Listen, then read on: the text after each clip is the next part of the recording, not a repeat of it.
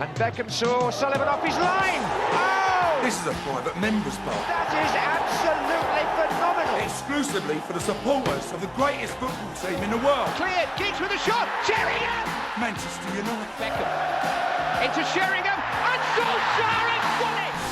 And welcome to the Biggie and Smalls podcast. We are back after a pretty exciting first round of the Euros, D. And Eric Ten Hag was pretty candid on his on his appearances on the Dutch TV channel. I think it's NOS. I don't know. I'm gonna butcher the hell out of that name, so I don't even know. D, how are you, man? Good to see you again, man. Good. How's things on your end? All good here, man. Solid Father's Day weekend for us. Nice little lake trip for us. I don't know what you guys get into. Not a whole lot, man. Honestly, I just watched Saturday and watched the Euros pretty much all day. It was the one day I got to just sit and watch matches from first kickoff as 9 and 12 and then 3.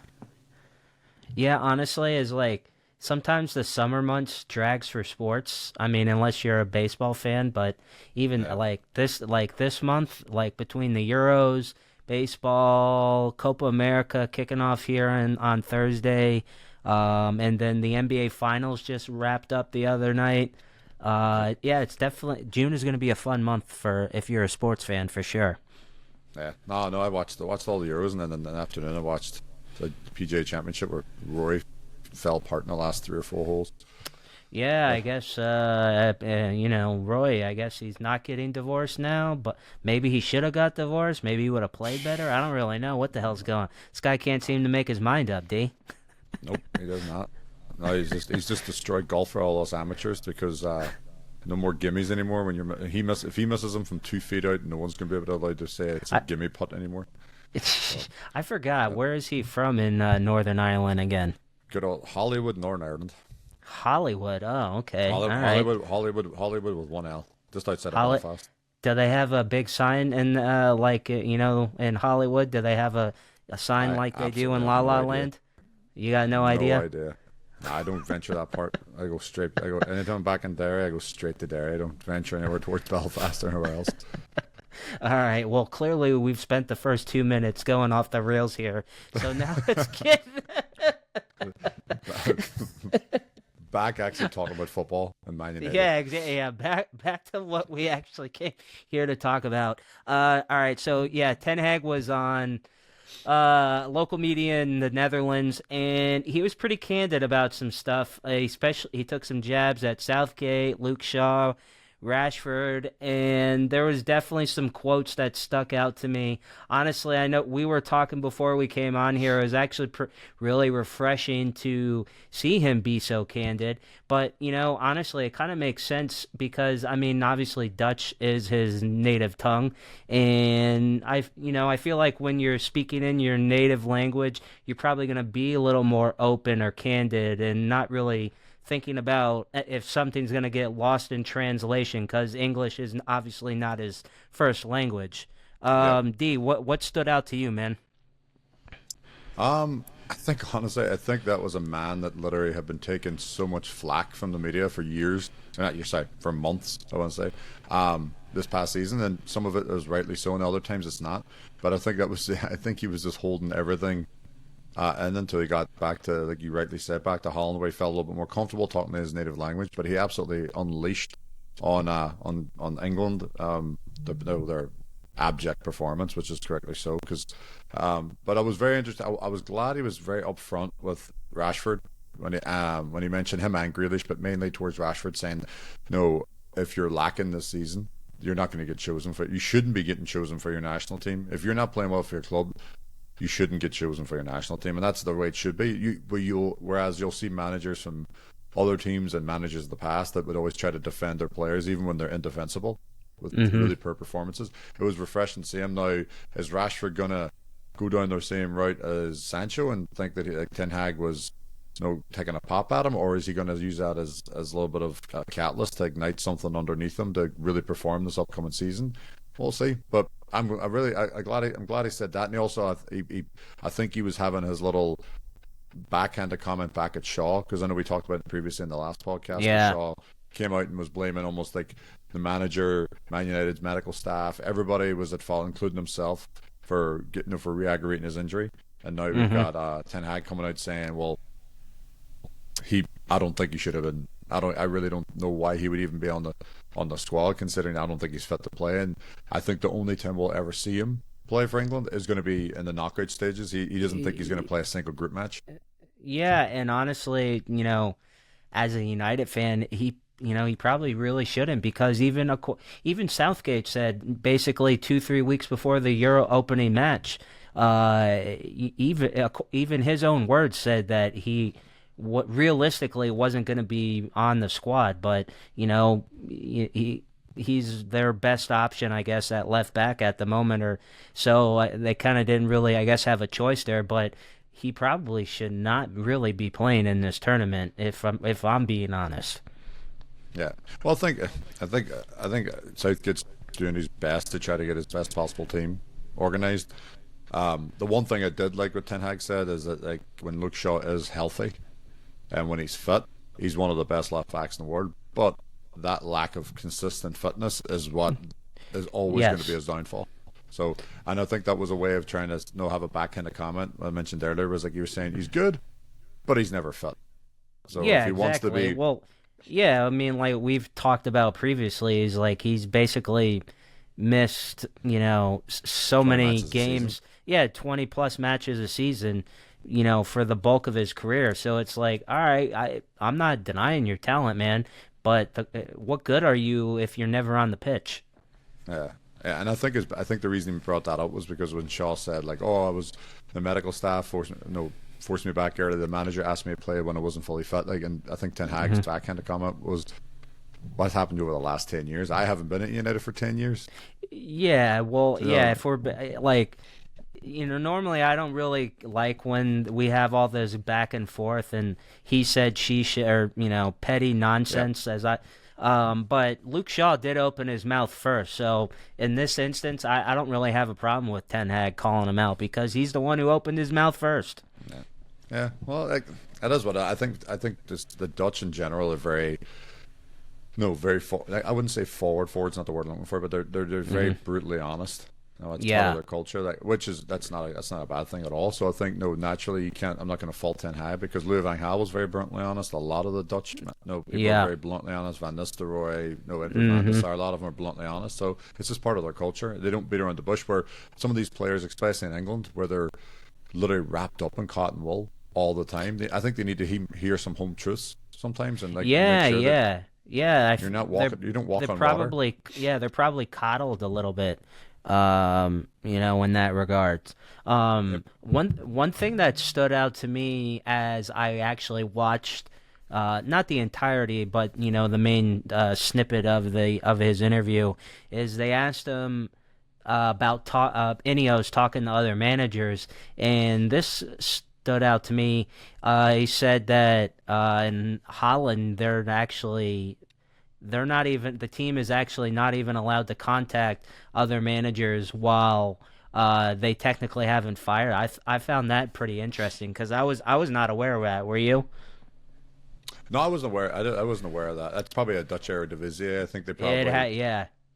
And it probably has there's probably a stipulation put in place for the like of, like, let's be honest, the Dutch Eredivisie was a monopoly at one stage, where Ajax, in the same way that Bayern are monopolizing the Bundesliga before Bayer Leverkusen won it this season. I think it was their way of, like, trying to make sure that Ajax don't, with the win power it every year, the money they have every year, and then say they fire their manager, that they don't go after the next best manager in the Dutch Eredivisie. And I think that's probably something that the Premiership probably need to bring in that as well, because let's look at Leicester. They just got promoted. They're managerless right now because the fact is the manager went to Chelsea. So there was speculation. I'm seeing of all these different managers getting thrown their names in the hat, but no, Brighton did it the right way. They parted ways with good old Roberto and then brought in this young 31-year-old. So we'll see what happens with that. But yeah, I agree with that. But I did like one of the things that really I thought was funny, and it was his way of Ten Hag, speaking of his interview. One way of Ten Hag trying to add humor to it. It was when he said that Ineos came to his holiday and showed up and on his doorstep. Ibiza, yeah, And Ibiza, like, just showed up in Ibiza and was like, "Hey, we need to talk to you." And he was like, "Okay." And he was up front and said, "Listen, they told me they talked to Thomas Tuchel, but their mindset was always to stay with him and that he was the best option. They just had a conversation with Tuchel." Which I'm thinking, like, all right, I'm hearing so many conflicting stories because I heard stories that Ineos came out and said, like, we didn't talk to anybody, and then you hear, and you have all the British media saying they've talked to everybody and their grandmother about taking the job. Yeah. No, like, there was, like, Roberto Martinez was thrown in there, Yeah. a few weeks ago, and I'm like, Jesus, not. And then after watching that today, like, after the Portugal match today, actually, I heard somebody make a very poignant tweet today, and it was Roberto Martinez is the Portuguese, or is Portugal's version of Gareth Southgate. yeah, he is. So, but so you had him. There was rumors that you were talking to Thomas Tuchel, to Kieran McKenna, and then there was just even Gareth Southgate. We talked about that in the last podcast. Good old Dan Ashworth. But I did think it was funny where he openly said it. He was very again, not forward, but he was just very transparent almost. Yeah, was when he said that. I kind of want to know. I kind of want to know, like, I want to know, like, what that was like. Or first of all, I want to know, did they just show up at his door, or did they reach out to him, or did they just knock on his door in a beast? Hey, Eric, we got to talk to you. You're not fucking sacked. Hey, like, part of me wants to say that, like, Ten Hag was just, like, off his rocker because he just came in from, like, manumission or something, like, from an all-nighter, like, yeah. he just after coming in from, like, saying, like, no, Dave Seaman or something in manumission or something, or, like, no, deep dish, and he's still just off his rocker, and he's like, exactly. He's just standing there in, like, a bright orange Speedo. Wait, like, you want me to stay with the team? Oh, okay. But yeah, I did think it was interesting. I think that may have been the way Ineos were trying to save face with them, being like, well, we didn't want to know, because even Joke said they tried to ruin my vacation by showing up on my doorstep in Ibiza to talk to me about it. So he did say, which I appreciate, like, the fact that a lesser man could have turned around and tried to, like, spin the narrative to say, "Oh no, they came there, but this was always planned. They told me before I went on vacation they were going to talk to somebody." And it's just, but instead he was just bluntly honest, saying, "Listen, I was fully aware of the situation. They told me. I obviously knew I was the best option, hence why I'm still here. So let's just go ahead now, get the season underway." And like you and I talked about last time, I'm glad now we can actually put that to bed and let United's concentrate on their transfer policy, get some players and get rid of some of the deadwood, and really start the season off in a better way than last season. Yeah, no, I 100% agree with you. And ultimately, I think they came to the right conclusion, especially with, the people that were available. I mean, and, if the solution or the manager of their choice was what we've all read was Gareth Southgate and all that, then me and you have talked about that ad nauseum. I want nothing to do with him. That would I feel like that would set us back another 5 years. No, exactly. And even little Kobe Manu came out and give an interview and said, or give and they did an interview talking about it. He gave a statement saying, like, no, he's got good peace of mind knowing that the manager is going to be there, and we have when the players all return from international duty, and he's extremely grateful to Ten Hag, because Ten Hag gave his first he basically gave him team. Yeah, and he put a lot of trust in him. And he's like, I can't thank him enough. So, like, there's, like, one of the little pillars of the team that's ready to come out and showing that he's glad to see him come back. I read that Garnacho's brother came out and, like, said something, like, along the lines of, like, best news I've heard all summer or something like that. Yeah, exactly. Celebrating it, using his brother's using Alejandro's social media platform. So you can definitely tell, like, the likes of those kind of young players who Ten Hag's really put trust in, they're actually buying into what he wants them to do. So we'll see what happens when it comes to, like, what kind of players we're going to bring in. Exactly. And changing another player that just recently departed, Anthony Martial, and this is something that Ten Hag was recently even more candid about was about, basically the injury problem at the club, and publicly he was always fairly pretty supportive of the players. But one of the things that I'm just was reading earlier today, especially about our boy old Tony Martial.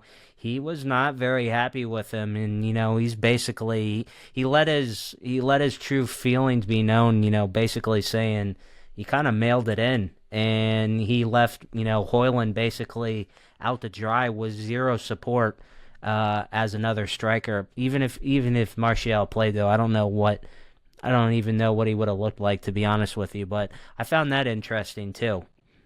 Yeah. Well, you can see the players like that. Like I'm very surprised the likes of Varane, Tony Martial. That's two big players that are left on the free. I haven't read anything about them getting snapped up by another club. Like I would have thought, the way people talk about them. Yeah, you don't really hear much. You don't really hear much about them. Yeah, and the way you hear like some of the former players saying Varane is going to be a big loss, but if he's that big of a loss, you would have thought somebody would come and snap them up by now. So, well, I don't know. Like, I agree with what Ten Hag. I think Ten Hag was more frustrated with Tony Martial, but I don't think he'll be. I don't think he'll be as frustrated with Tony Martial. Ten Hag will be as he is with good old Micah Richards. I can tell you that much. Yeah, I know. My God, man. So he's basically, if you haven't seen this, first of all, like we talked before we even signed on. It's just so funny that's just coming from this guy of all people. Lack of respect for basically Ten Hag, was calling out Southgate's tactics in the match, and anybody with a fair mind, I mean, even if you're an England fan, you can't sit here and tell me that was a pretty match. I mean, you got the result, but it wasn't pretty. Yeah, I mean, I'm not really sure what Mike Richards is talking about here. I mean, again, it's kind of comical that it's coming from him. No, exactly. I have to give Alan Shearer credit on it because he talked about it as well, saying, and Gary Lineker both mentioned it, where after the FA Cup final, Micah Richards turned to Alan Shearer, was like, "Oh, you zoned in on him, or you give him one or something like that," and like Alan Shearer was like, "Well, we all know that United haven't been playing well. Every United fan knows that, but like, I don't think that people understand. Like, Micah Richards is coming out and trying to say that Ten Hag lacks respect for other managers, or especially Gareth Southgate.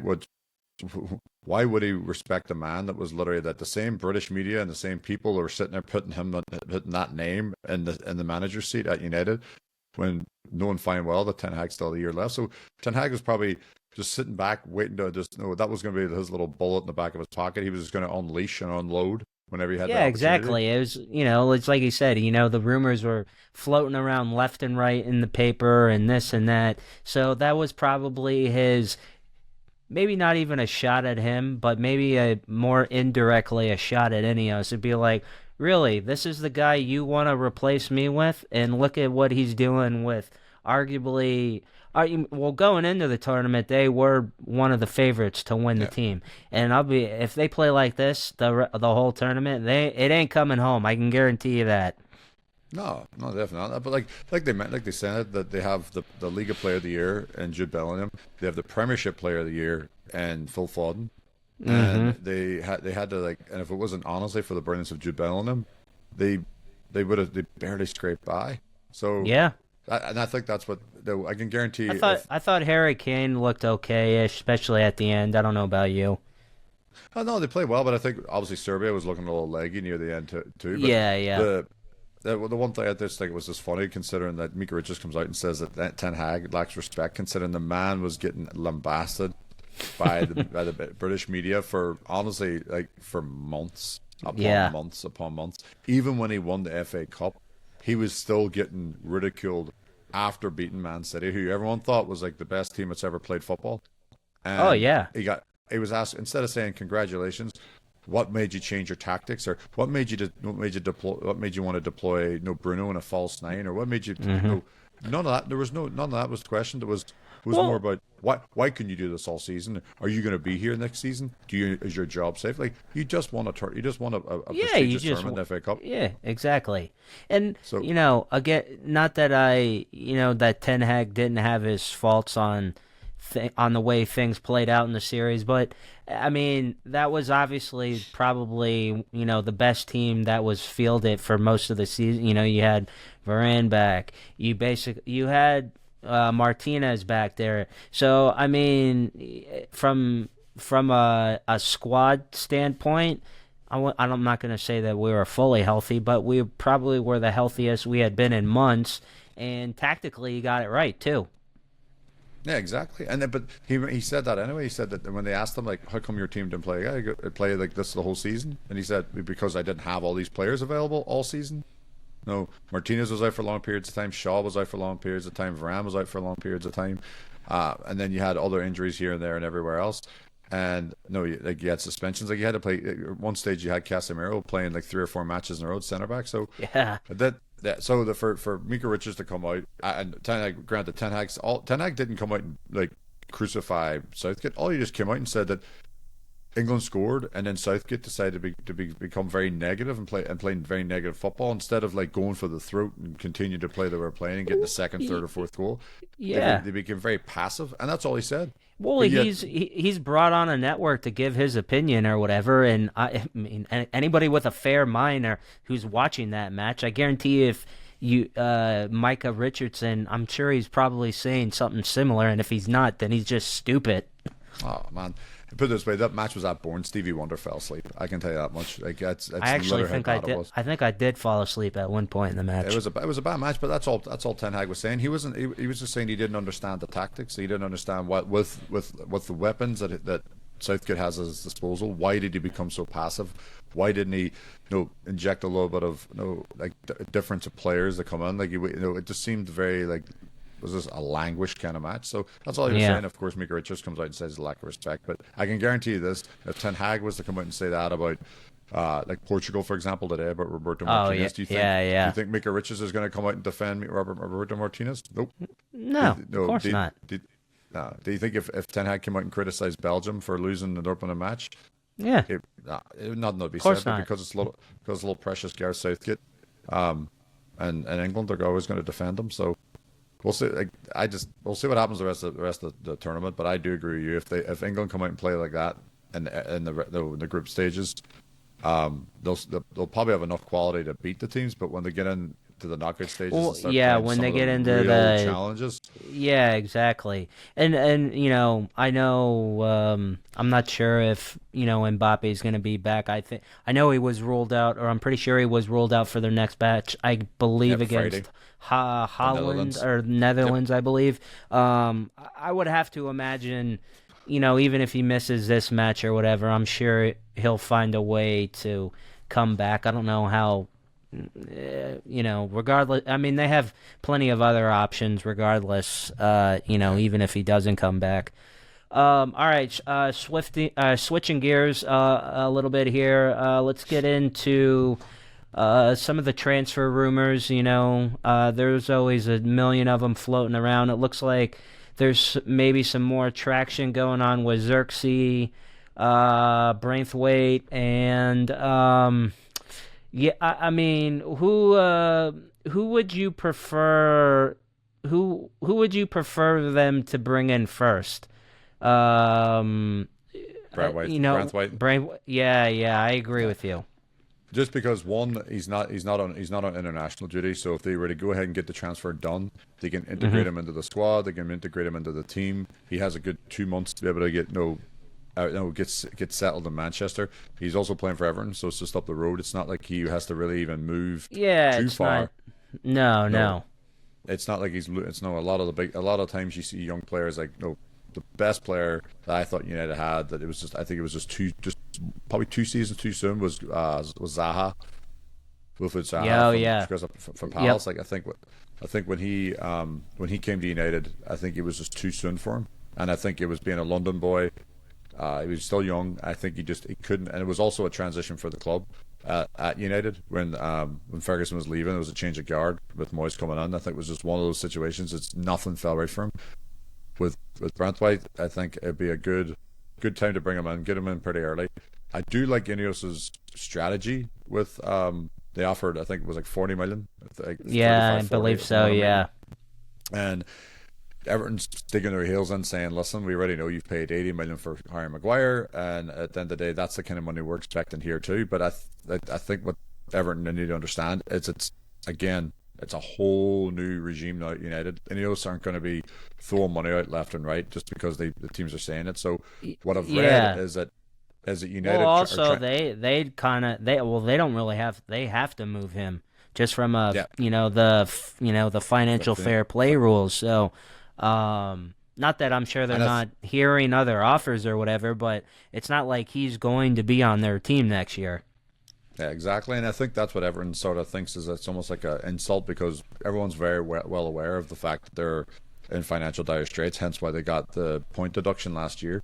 So I think what they're hoping for is that they can turn around and dig their heels in, maybe get like 60. But one of the things that I've noticed not noticed, but what I've read about throughout multiple different avenues of the media is that Ineos are trying to come in with the mindset of stop paying the big, huge lump sums up front and say to them, but give them really good add-on contingencies into the contract. Yeah. So they can turn around and say, 40 million up front, but we can put a 2-year contingency add-on of if Brantwaite makes more than 40 appearances in 2 years, we'll pay you an additional 20. Yeah, exactly. That's broken up over 10 years. They sign him to say, I would say that we want to sign him to a 5-year contract, even though, because the longer the contract, the more the money spread out. So you have to pay the lump sum up front. So they can turn around and do that, and then say performances. If United end up qualifying for the Champions League next season, there's another 15 million or 10 million. Yeah, exactly. Ineos are doing it more on that front because they want to make sure that they're actually, one, doing business correctly, not putting so much money up front. Two, they're also letting Ten Hag and everybody else know that there is expectations on the club to perform, because not only is it going to be a financial sort of stipulation with the club in terms of transfer budget, but also there's going to be already contractual obligations with transfers already in position. I think that's what Ineos are trying to do. So if they sign a player, put add-ons on there for qualifying for Champions League, win a trophy, maybe a League Cup, and say Brantwaite plays in more than 50% of the matches of the League Cup or FA Cup, they have to pay him a certain amount. So I think they're trying to do that kind of negotiation tactic. Will it work? Time will tell. Yeah, I would tend to think that Everton they'll probably come around. I'm sure there's going to be some wiggle room. I wouldn't mind paying a little bit extra for a player of his caliber, but I mean, I don't want to blow the bank on him. It's isn't it kind of crazy that I mean, we need so much, but one of our most exciting, our first transfer of the transfer window is going to be a center back. I feel like that's just kind of like a commentary on our team last year. Well, no, definitely. I think because us United fans, we just talked about it like what, 2 or 3 minutes ago. We seen Casemiro playing centre back, and it was just United were in such disarray in terms of injuries and everyone being fit that we started. It was like the team was like Frankenstein's monster. Like Ten Hag was just trying to put pieces in, hoping it fit. Yeah, I mean, it was literally like trying to put a square peg in a circle hole. He was just trying his best to try to make it fit, and it just wasn't working. So I think United don't ever want to be in that position again of having to play, a centre defensive midfielder and centre back. I think they want to have every good quality team has at least four centre backs. Have depth at every position. But instead of having to play players week in, week especially, out, exactly. Especially we'll get to the schedule later on or whatever, but in some of those months where you're playing a match every 3, 4, 5 days or whatever, is like you're gonna need that depth big time. Yeah, and another thing a lot of people seem to forget about United's and that Shaw's injury wasn't just so big on the left back position, but Shaw also could slot in at left centre back. So it was almost like they lost a left back and also a Yeah, a possible second or third choice centre back, left centre back, and then when Martinez went down, there was no natural left-footed centre back. Nope. So so they were playing Maguire, who plays left centre back, but he was naturally left-footed. Then he was picking up injuries, and then you had Casemiro playing right centre back, and you had Johnny Evans, 36, 37-year-old Johnny Evans, slapping at left centre back, not naturally right-footed either, left-footed. Left-footed. So I think that's why I think as United fans we understand where the improvement needs to come from in the transfer window. Does the midfield need a couple extra players? Yes, but I think the midfield is one of the more saturated areas for United, where I think they need to start offloading some players. Like I know you got Ericsson, who played well for Denmark there. In the opening match, scored a goal. They played him in that. They played him in a more advanced role for in the Euros, and we said we were going to do that. We were going to do this in previous podcasts. We're going to talk about how United players are playing, but I thought Ericsson played really well with Denmark, but he plays in Bruno's role.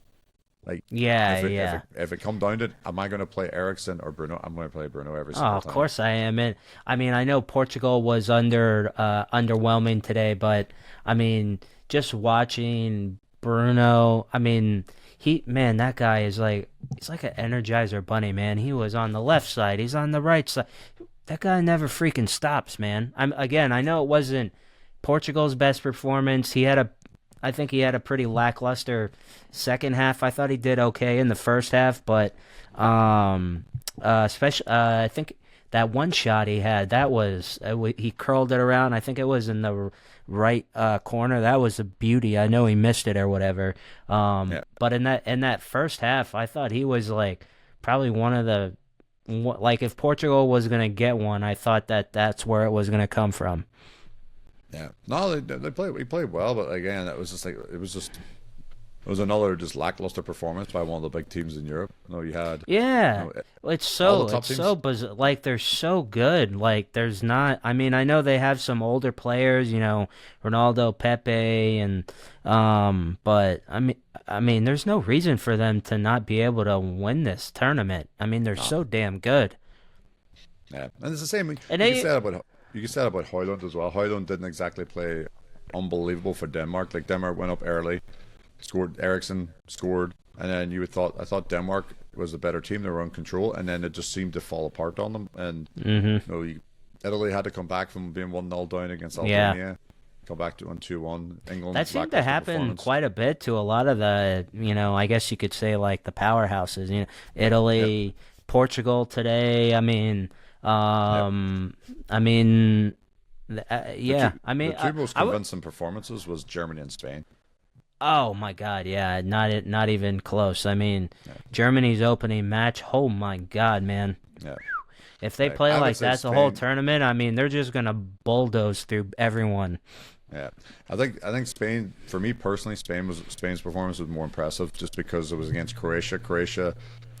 Obviously they're an aging squad, but they're still a quality team. Modric Spain just went out there and they weren't the Spain of old, but they looked like a well fine-tuned team. So yeah, but all the other teams, like you said, Italy plays them next, and I don't know how they're gonna beat them if they play like that. That's gonna be a hell of a match. No, definitely. Well, I think it'll be a good match. I think it's going to be probably, my opinion, it's going to be Italy's defensive midfield and defense against Spain's, tiki-taka kind of pass and attack kind of thing. So, it's been a very good start to the Euros. Outside of the fact that some of the matches you have to have a subscription to, but I think it's a bit of a joke.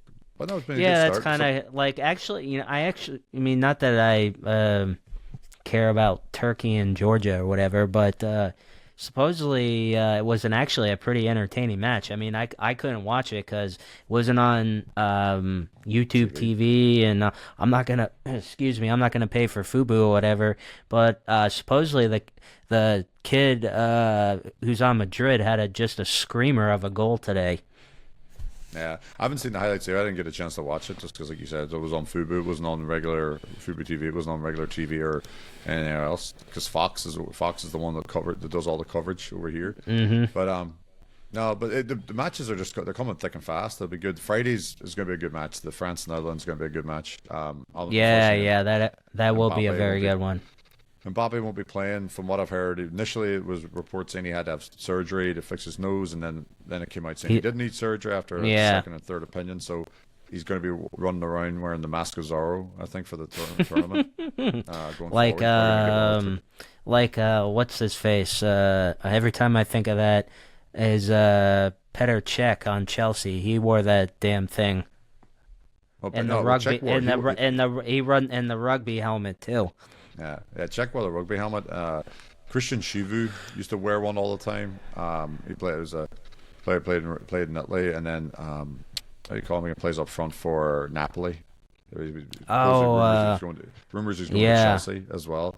I'm drawing a blank on his name.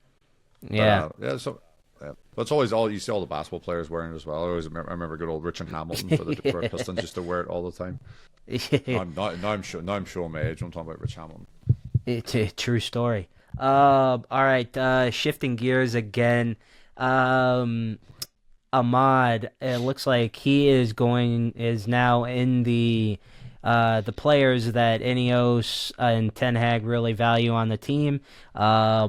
Seems like they, that they value him and they want him there, and I don't disagree. I mean, if you ask me who I want in the squad on a regular basis, him versus like an Anthony or whatever, give me Ahmad 10 out of 10 times. What about you? No, I agree. I've been wanting to see more of Ahmad Diallo throughout the season. I'm glad he got the opportunity to play. He had his coming out party against Liverpool in the quarterfinal, the FA Cup, scored a winner.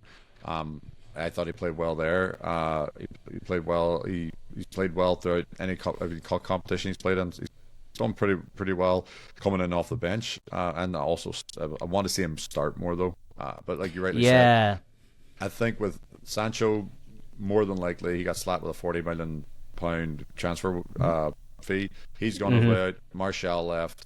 So that's two potential wingers that United just went ahead and lost. I think Diallo is going to probably play a lot more minutes. I think that definitely spells bad news for Anthony unless Anthony comes in playing unbelievable football and just ends up just blowing everybody away. But I don't see it either. I hope so. I hope we're wrong because we did spend $100 million on him, so that would be a gigantic blunt. I guess if you can go back, I guess on a knock on Ten Hag. I know he's got some deals right, but the Anthony decision, that's looking pretty bad. Yeah, it does. I think the only thing I could defend Ten Hag is that Ten Hag didn't tell the club, pay 86 million or what they paid for him. He didn't turn around. He just said go get him. But obviously it was up to the hierarchy at United, the Murtaughs and he's gone now, Richard Arnold's of the world. Oh yeah. That went in there and did the negotiating and ended up telling Ajax we'll pay 80+ million for him. So that's the only thing that defend Ten Hag. Now did Ten Hag circle Anthony as a definite player he wanted in the club, 100%. So it's on him because without his sort of green light, go get him mindset, I don't think United would have went after him. Never mind paid 86 million for him. So I think this is probably not. I think he'll stay at United. I think Anthony, unless United can get in some replacements fast, thick and fast. I know there's been a lot of rumors going after Olise from Crystal Palace. Yeah. But then I'm hearing he's going to Chelsea. So there's all these different options that United have, but I haven't seen much movement in the transfer window. I don't know if United are going to wait for the Euros to end, so therefore it's a lot less chaotic, or if they're going to go ahead and start just wheeling and dealing now. But either way, if they don't bring anybody on, Anthony's going to stay there. Yeah. That realistic for squad depth alone.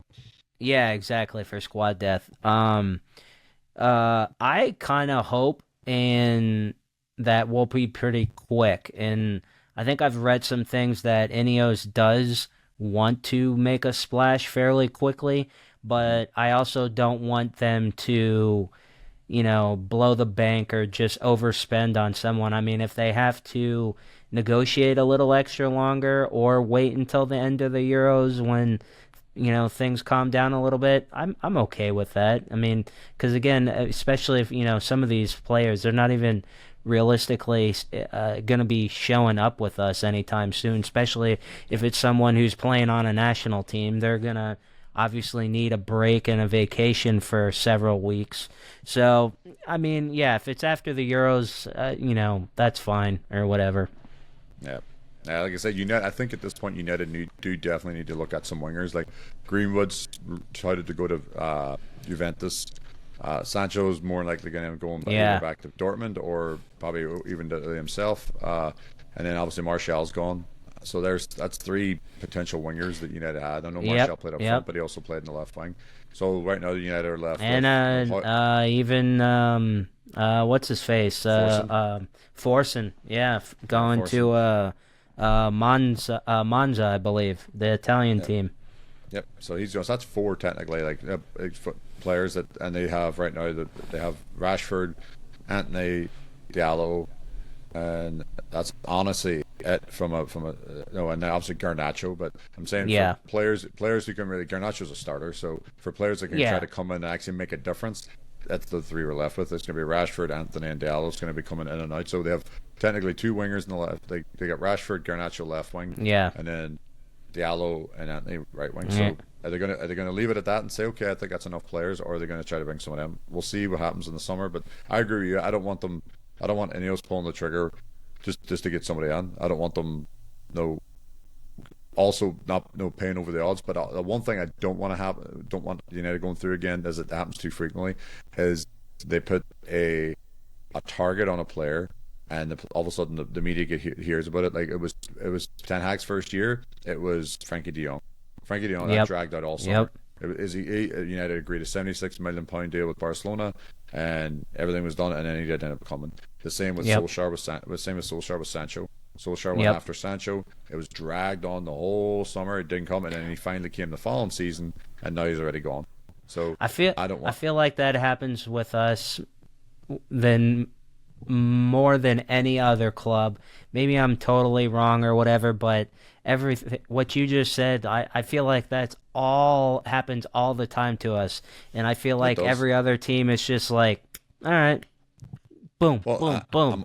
I'm hoping now that with Ineos that they're going to come up with the mindset of saying, listen, like we're not going to get dragged into a bidding war. Yeah, like 6 and 8 week long drawn out transfer negotiations. Like I hope they have the mindset of saying we put a 2 week limit on it, saying we'll talk to you for 2 weeks. After that, you're done. Like it's like it's a perfect example. It's like buying a home. You've got your due diligence period. You've got. I think Ineos need to go with that mindset, saying, okay, here's our offer.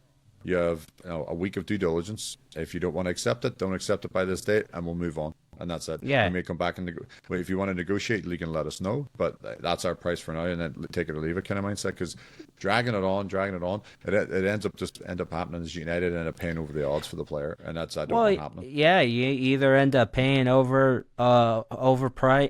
for the player, or you're scrambling to find a player who might turn out to be a disaster.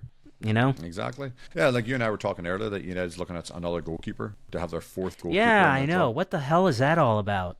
Well, Ten Hag I was listening to Fabrizio Romano, and he was saying there was no merit to it. I was like, thank God. I was like, what the hell do we need another goalkeeper for?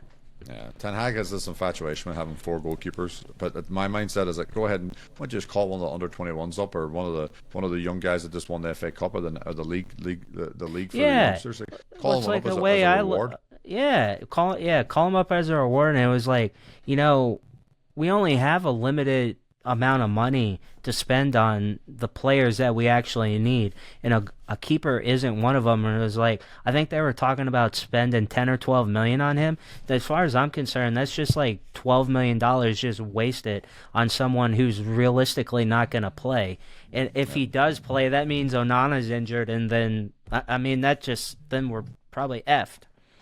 No, exactly. And I'm seeing some reports too that like now United's interested in Amrabat, because of the fact that how well he played in the FA Cup final, and they're hoping that maybe they can get him, but they also don't want to from what I've read, they're saying that United don't want to go into a Sabitzer kind of situation where they didn't get him for a cheaper price, and then they end up regretting not getting him because Sabitzer's he's playing well. He just played well for Austria.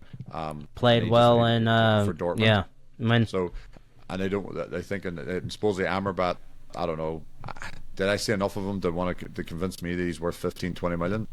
Nah, but at the same time, I don't know. But at the same time, like, do United want to go down the road of having, Casemiro is supposed to be rumored to leave, so that's one center defensive midfield. Eriksen's rumored to leave because he wants playing time. That's another one gone. Yeah. So therefore, the midfield starts to look a little light.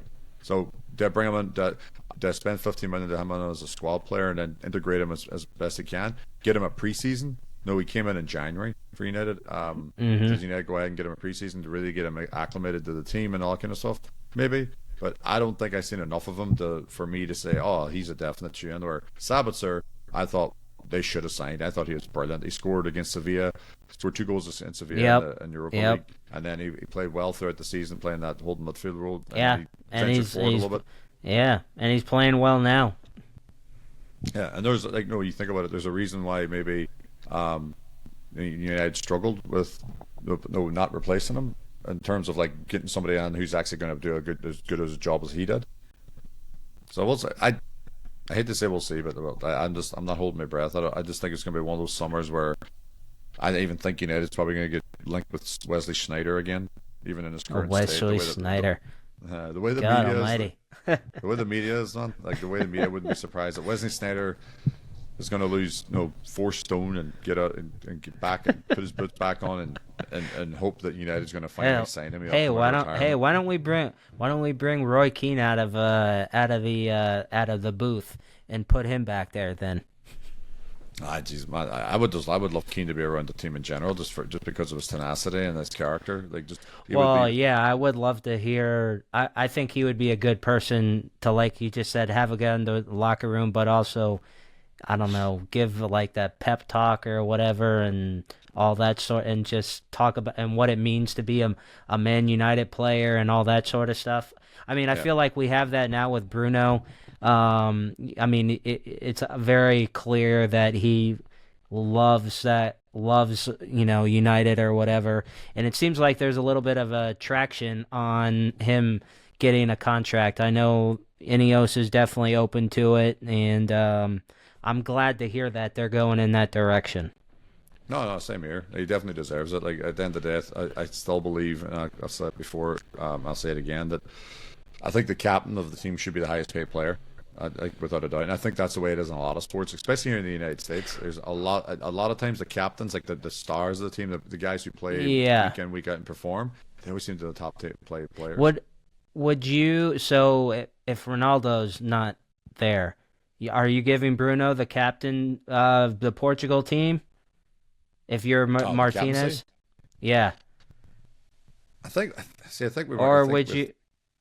I think he would be if Ronaldo wasn't there. I think he would definitely be one of the candidates. But I also think like Ruben Diaz would be a good captain for Portugal. But then you also have Pepe. Pepe's like that's what I was and Pepe he's been what is he like 30? How old the hell old is Pepe? 41. 41. Yeah. This is his 5th major tournament. Yeah. Like they said, or like was it his 5th? Did they say it was his 5th Euro? Which means he's played. It has. If he's 41, then yeah. I think it's his 5th Euros. I think the first Euro he ever played in was in 2004 when they lost to Greece. Yeah, actually, yeah, and that was Ronaldo's first Euro too, wasn't it? That would have been Ronaldo's first Euro because he signed for United in 2003 and then played for Portugal 2004. Yeah. So yeah, it was both him and Pepe's 5th Euro. God Almighty, that's freaking crazy to think about. And they're both still playing. Like, I thought Pepe played pretty well. I thought Ronaldo showed a little bit of his age, but he still looked sharp, considering. Yeah, I thought Ronaldo looked sharp. I mean, like you said, he's an older player. I mean, he definitely wasn't. You could tell he was hanging out in the center and wasn't really venturing out like all the other players. They were switching sides or whatever. It seemed like Ronaldo was just kind of hanging out in his area.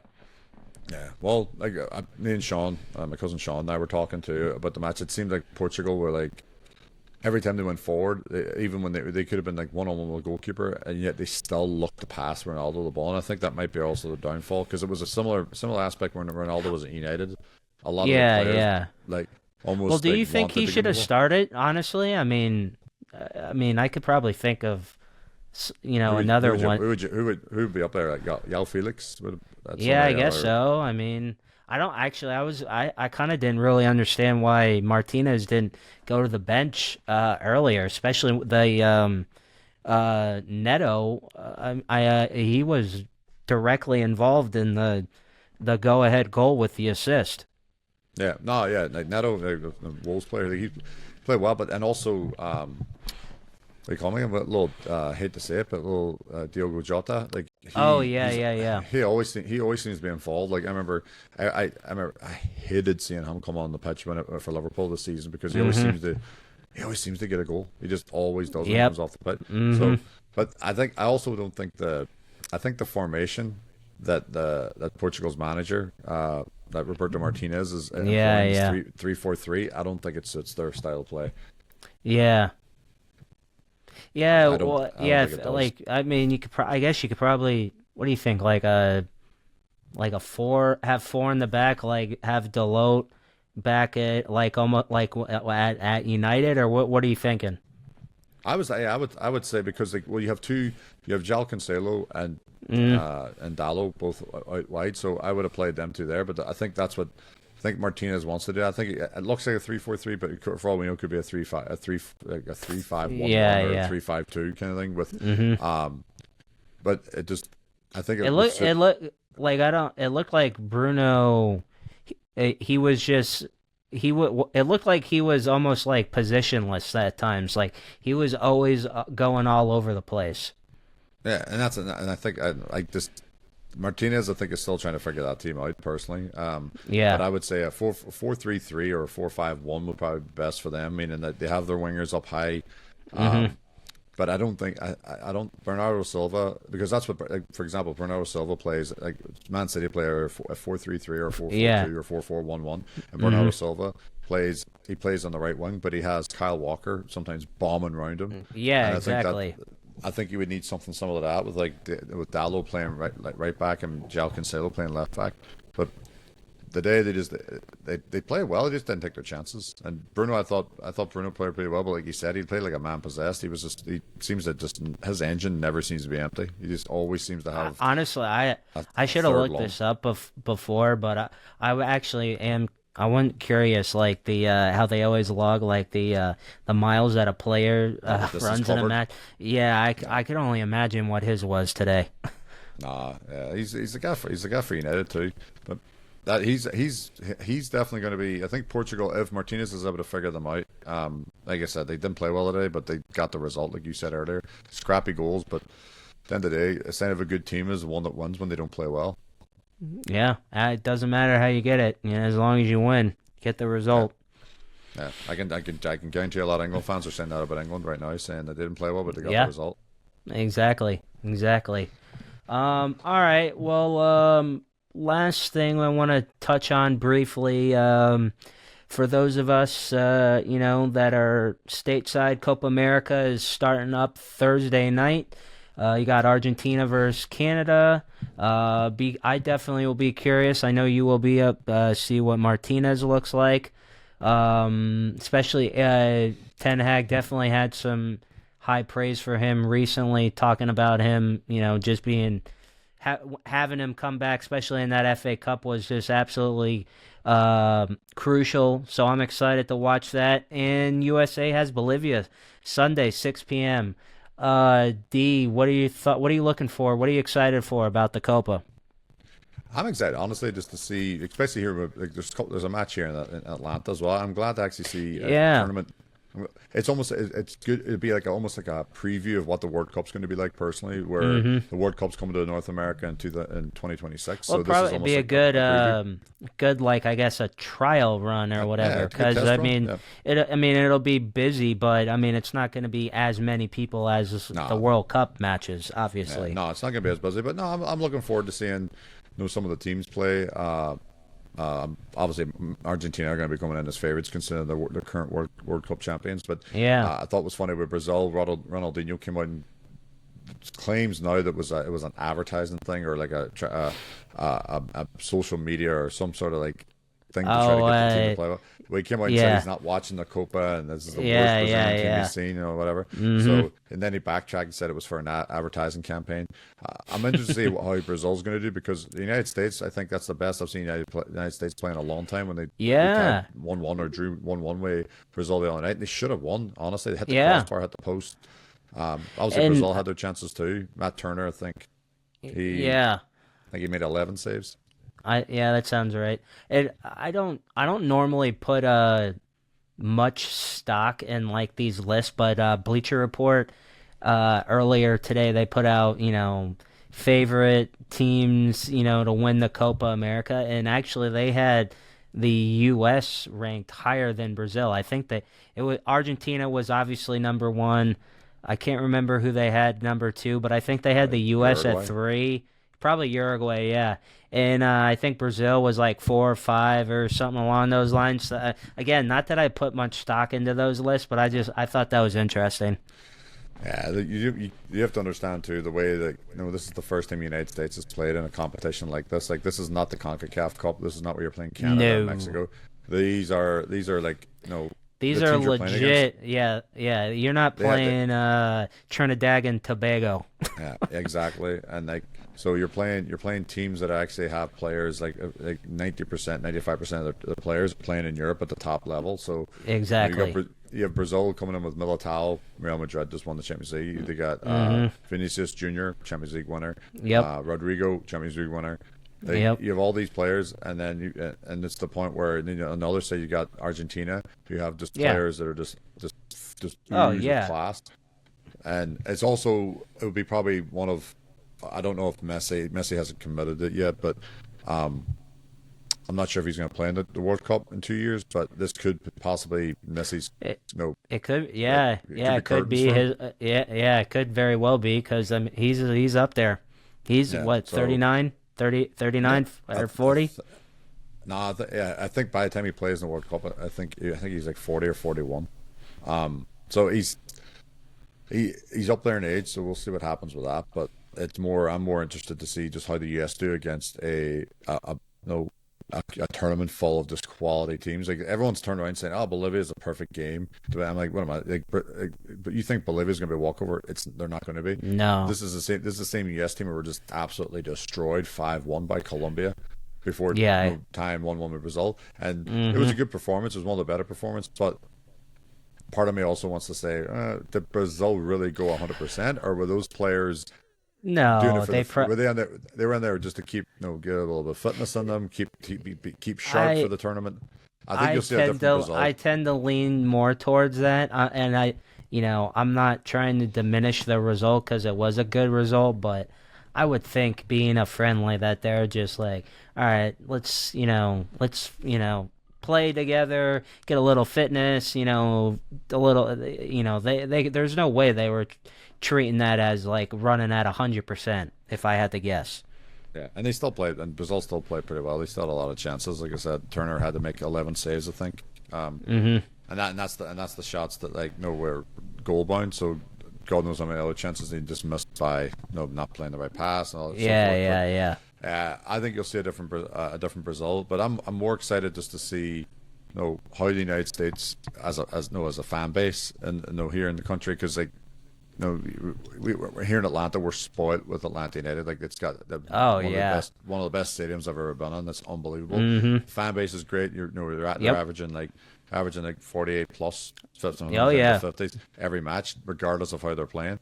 But you don't really get those kind of crowds every single week in, week out across the other parts of the country for MLS. No. I'm more excited to see how the fan base of the sports fan base, not just soccer fan base, but the sports fan base. Especially I would imagine. I mean, it'll be mentioned on Sports Center or whatever, but are they going to make it a top story, or where is it in the B block, or where are they putting it in Sports Center, or if you're listening to Sports Talk Radio in the morning, how are they covering it? Are they covering it at all, or will it be just the type of coverage that, oh, hey, they won this? But, maybe for the average, realistically, most of these guys, they're not keeping up with it or whatever. So, but I would be curious to see how it is covered in the media here. Yeah, so do I. I just want to see, like you rightly said, are they really going to buy into it to the point where you'll get people excited for the 2026 World Cup, or is it just going to be another, no, it's not football, it's soccer. I don't want that. Like I want the people that the people that literally think that the Dana Whites of the world that think like that football's not really a sport, that a 5-year-old can do it. Like a 5-year-old can also slap someone in the face, which is something that Dana White also endorses. So yeah, exactly. If he doesn't believe that, I can introduce him to my 3-year-old who would absolutely slap the shit out of him. But that's what I just want the sport to grow in this country, because this country is, and it's not even from a money aspect of thinking like, oh, it's an untapped resource. I just want to be able to sit there and just one day be able to, as my kids grow up and see a sport that I love and I'm so passionate about, and be able to see it in the same manner that I grew up with. Like I grew up locally watching Derry City, and I was fortunate to go and see Man United play, and I want the kind of fandom that the clubs over in Europe get. I want them here. Like the Atlanta United's done a great job of it. Our buddy Ben Mitchell he's a maniac when it comes to Atlanta United, but he's done a phenomenal job of keeping us in the loop of a lot of stuff that you don't hear about. Yeah. So that's my biggest thing. I just want to watch some good football. It's going to be a great summer. In terms of football, you got the Euros, you got the Copa America, you got the Euros in the morning and there in the afternoon, then you've got the Copa then at night. Can't really beat it. Yeah, absolutely. You really can't. And yeah, honestly, and I think that's probably a good place to wrap up. I mean, like you said, between the Euros and the Copa America, and yeah, you really can't beat it. I mean, this is like, it's like, I guess if you 3-month-long like Christmas morning. Yeah. Well, like me and you and all our other friends, we always talk about how fall over here is probably one of the better times for sports here, because you have, football, you have the end of baseball, and it's just a great time. And now, because usually the summer months are kind of like a lull. Yep. And now that we have this whole month, it just kind of makes, if you're a sports fan, it makes it go by a little bit faster. Yeah, no, I'm not gonna lie. I hate the odd number summers. I mean, yeah, because there's nothing ever on. So yeah, nope.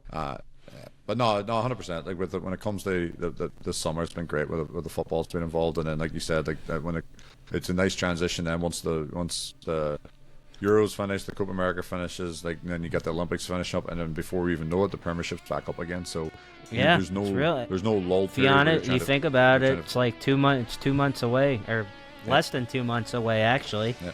Yeah. So there's like you said, there's no lull period where you're trying to keep yourself entertained. So then you got the Premiership, and then like you said, you've got all the other sports here in America. You've got the playoff baseball, you've got NFL starting up, college football in full swing, and then before you know it, then you've got the good old Christmas period with the Premiership and all the other, and then you got the European competitions. You got so much all just goes around. So I think that's honestly why another reason why time goes by so fast, because we have so much going on all at one time. Exactly. Well, I think that's a good place to wrap up for us, D. If you like us, go like and subscribe wherever you can get a podcast. Apple, Spotify, YouTube, you name it. Go give us a follow on Instagram at Biggie and Smalls. D, what's your social real quick before we sign off? It's on Instagram at dc.mcguigan. And I am at KeithIp86. And thanks for listening, guys. We will talk to you next week.